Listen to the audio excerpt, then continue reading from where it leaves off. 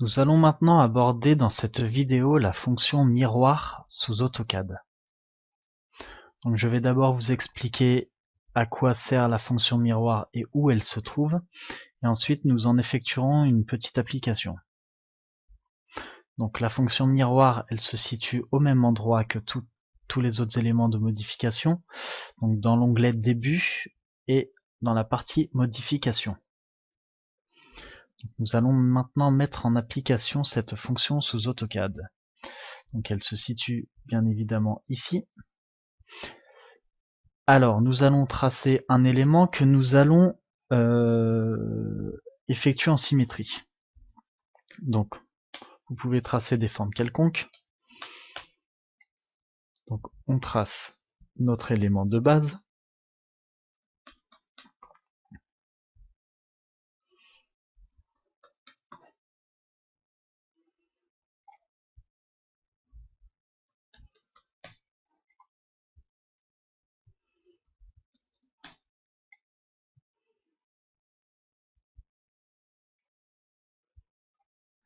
Et on valide. Donc on valide soit par la touche entrée, soit échappe-échappe. Ensuite, cet élément, je veux en faire une symétrie, donc un miroir par rapport à cet axe.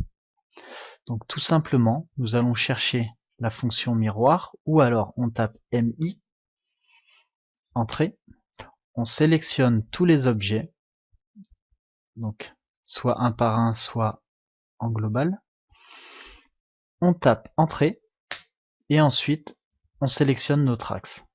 Donc ça démarre ici, jusque ce point-là.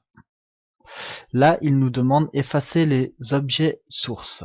Oui, si vous cliquez sur oui, la partie de base disparaîtra. Si vous cliquez sur non, la partie de base restera. Donc là, nous, ce qu'on veut, c'est garder la partie de base, donc on laisse sur non.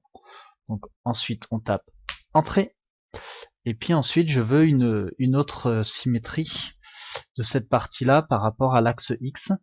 Donc tout simplement, je resélectionne miroir, je sélectionne tous mes objets cette fois-ci, je tape entrée, et ensuite je lui donne son axe, donc l'axe X. Je peux sélectionner soit de là à ici, ou de là à là, ou l'inverse, hein. C'est pas un souci, ça fonctionne. Lui, il veut juste 2 points. Et donc, effacer les objets sources, oui ou non, je laisse non. Si je mets oui, il me les supprime, et voilà. Donc on va recommencer pour qu'il nous les garde.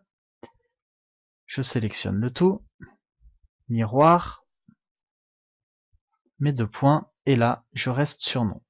Et là il nous a créé notre miroir. Donc on a vu donc qu'avec une forme de base qui était la première partie supérieure ici à droite, est devenu tout un réseau complet avec la fonction miroir. Donc dans cette vidéo, je vous ai présenté la fonction miroir sous AutoCAD, et puis on l'a mise en application, donc avec la fonction miroir ou la commande miroir qui a pour alias MI.